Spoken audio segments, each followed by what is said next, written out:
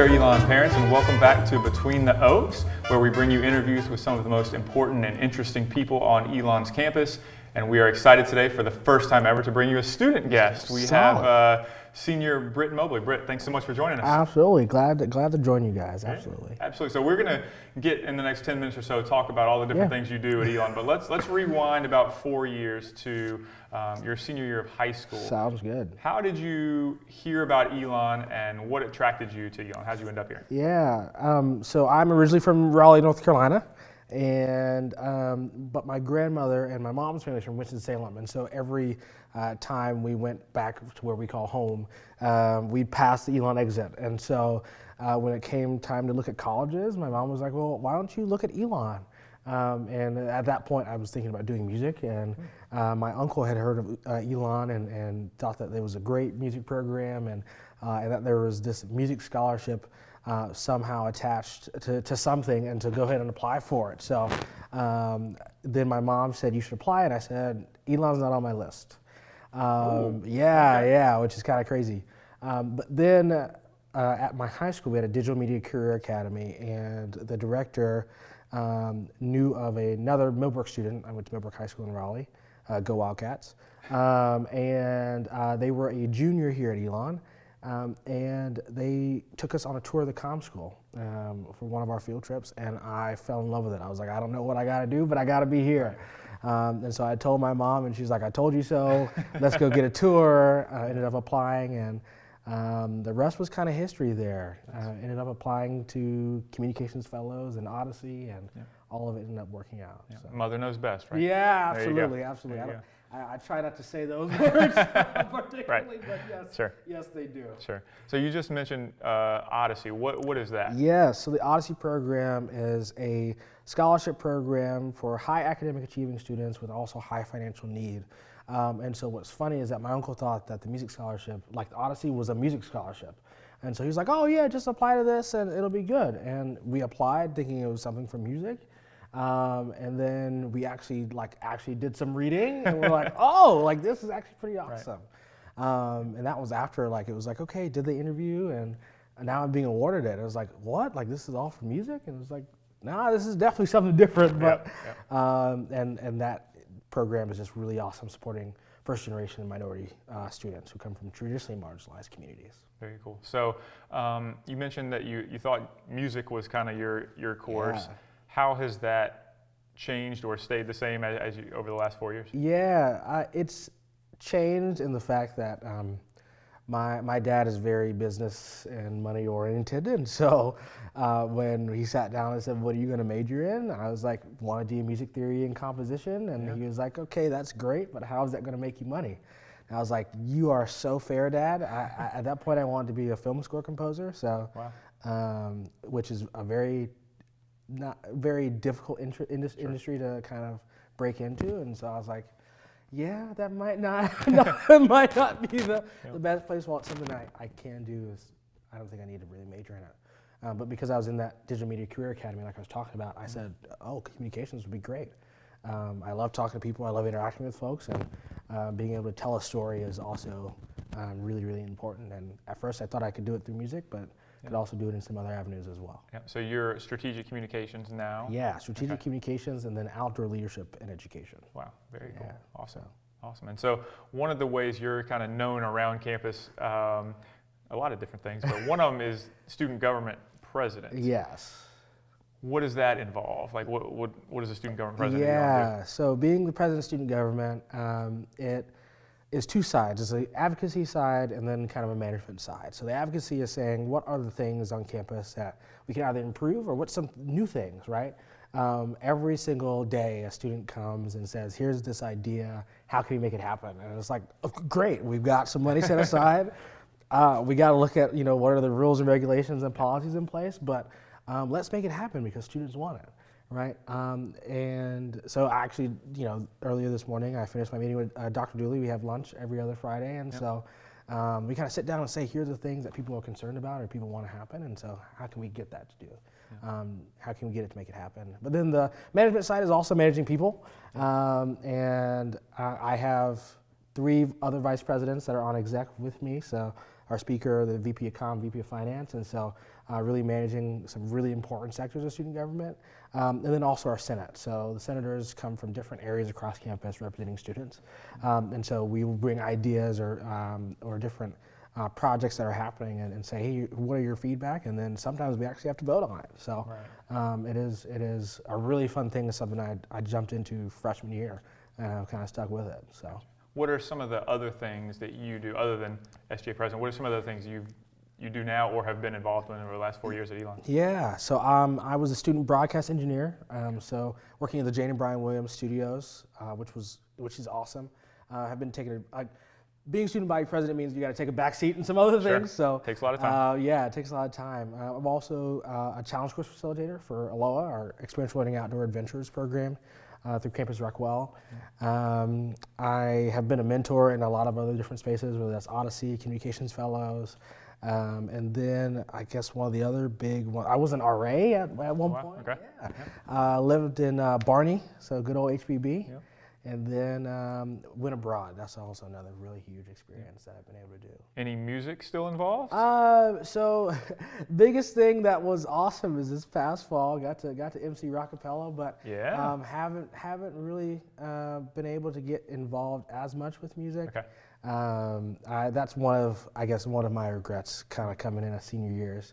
How can I get involved? And so I've been talking to Rockapella a little bit, seeing if we can get something involved. Those parents who may think Britt looks familiar, if you were at Family Weekend and went to Rockapella, Britt was our MC and did an awesome job for us there.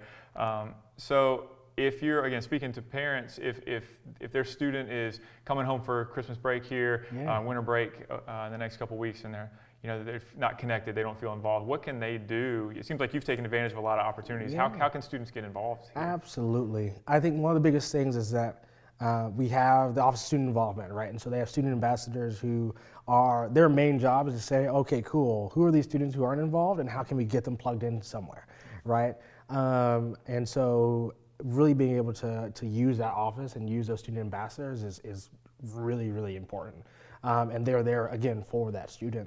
I'd also say if Greek life is something that is interesting to folks, the recruitment process is the formal recruitment process is starting in January for our female identifying students, and kind of end of January, beginning of February for our male identifying students. And so I'm also a tour guide, so on tour. I forgot about that one. Forgive me admissions, but on that end, I also always tell my families if that's something that maybe interests you and you're not necessarily sold on it, still go through the process anyway. It's a really, really developmental process that allows you to meet some folks that might not be in your traditional circle, and you never know. You might meet somebody or meet a group that you absolutely love, and that could change your entire Elon experience. And so, but just again, I feel like Elon has all the resources and the ability to get you connected as long as you ask for help, right? We don't know what we don't know, and so if you ask for help, we'll get you connected somewhere, somehow.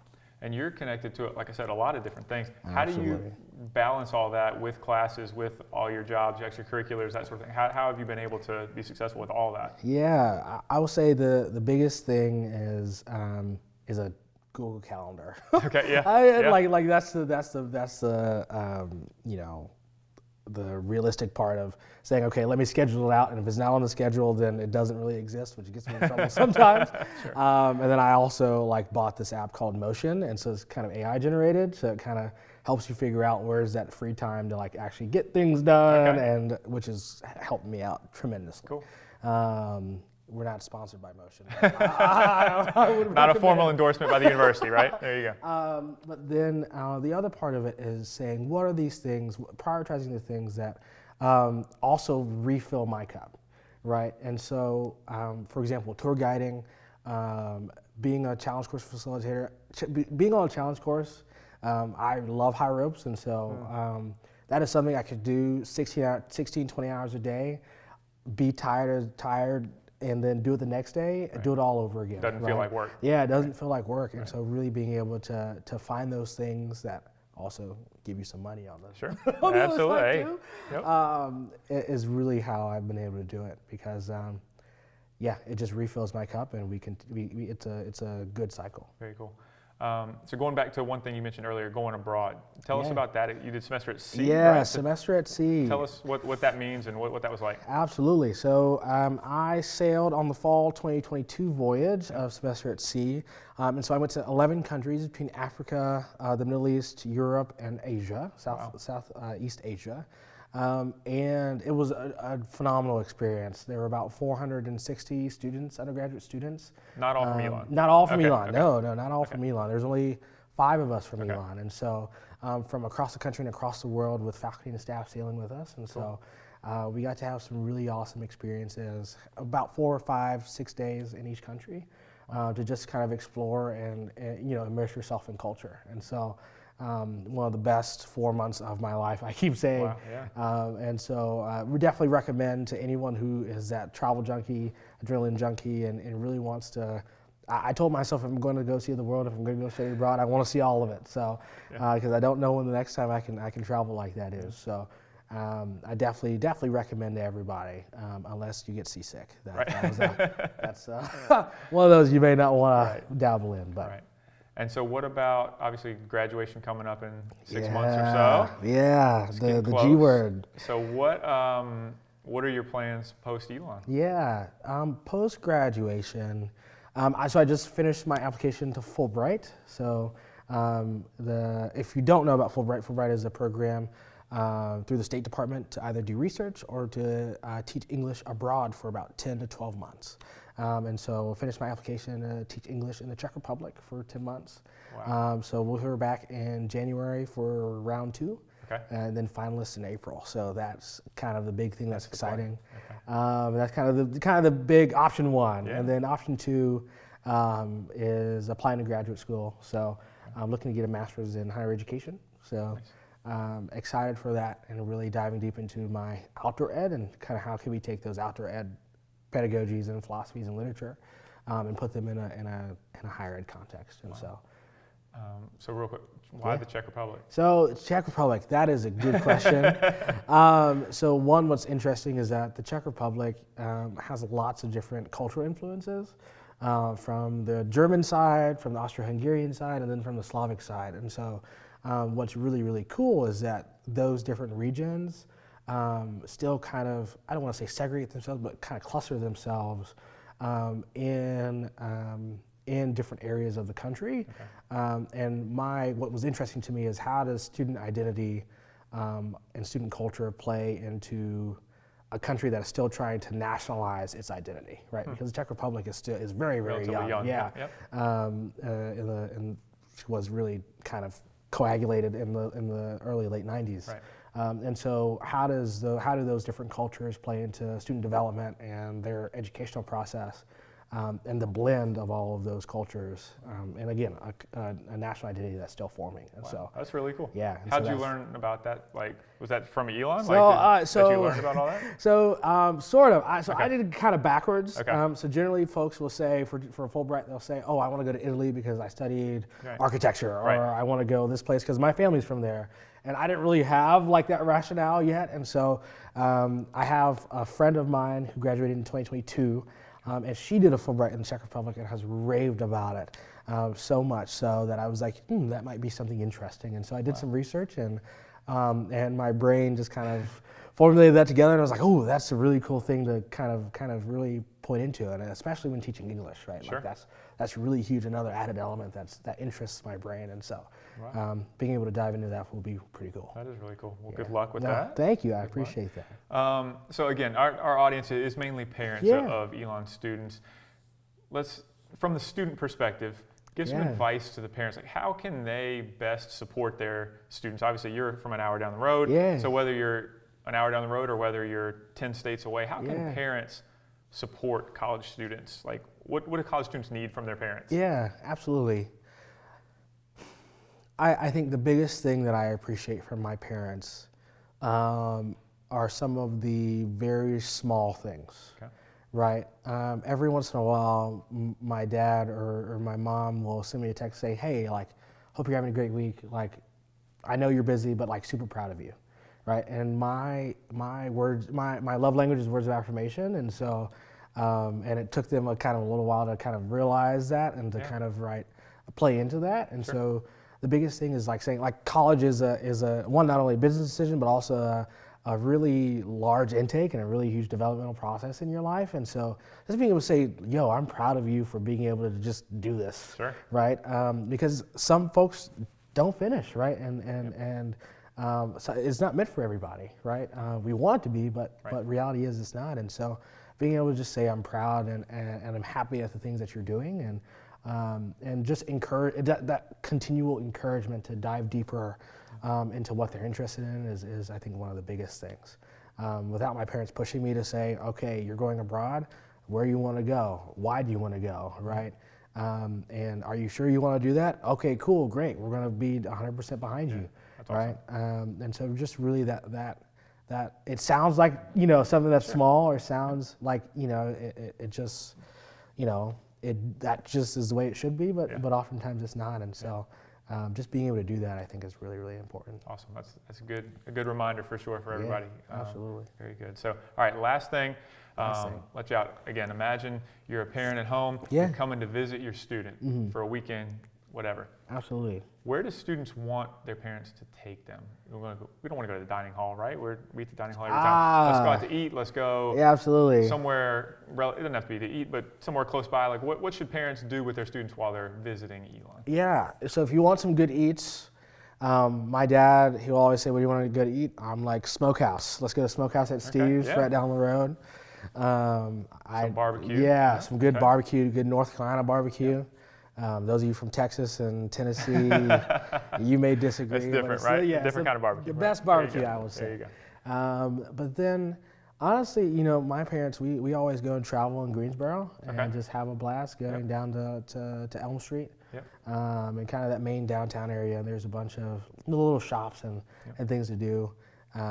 Especially, so it's just really good time. Oh, and Burlington Beer Works, great downtown Burlington. A lot of folks don't know about downtown Burlington. Yeah, downtown Burlington is a great developing spot. That's been growing massively since even in the 4 years I've been here. So really great spot. Very good, very good. Well, Britt, we really appreciate your time. I think you know, you got a great story and have really taken advantage of your Elon opportunities, and so I think you know, your story and your words will be very helpful to our parents. So we appreciate it very much. Appreciate y'all having me. Absolutely, and thank you all at home very much for watching. We appreciate it, and we will see you once again in the new year. Hey everyone, thank you so much for watching Between the Oaks in 2023. We really appreciate it and hope you've enjoyed getting to know all the great people that we've had the pleasure to interview. We want you to be on the lookout in 2024. We're going to make things even bigger and better. We've got some exciting changes coming that'll hopefully make Between the Oaks an even better experience for you. And we hope you have a great winter break. Enjoy some time with your students at home, and we'll look forward to seeing you next year. Thank you.